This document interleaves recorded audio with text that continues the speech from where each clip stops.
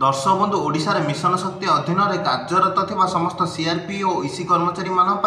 दरमा वृद्धि को लेकिन आसीगला गोटे बहुत बड़ खुशीर खबर से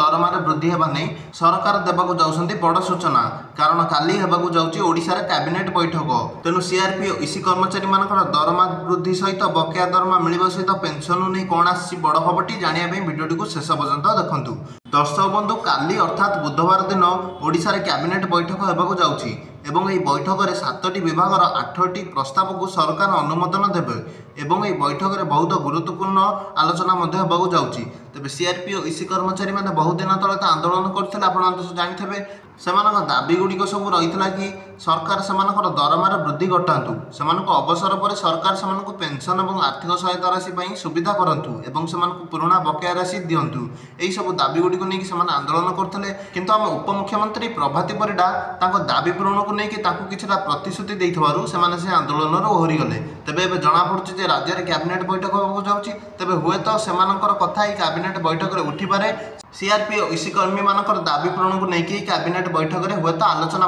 हो पारे। तेबे यह नहीं जेकोसी भी अपडेट आसे मुझे सर्वप्रथम आपको चैनल अवगत कराइदेवी से चैनल को लाइक और सब्सक्राइब करने पाखे तो घंटी चिन्हटी को ऑल सेट कर दिंतु।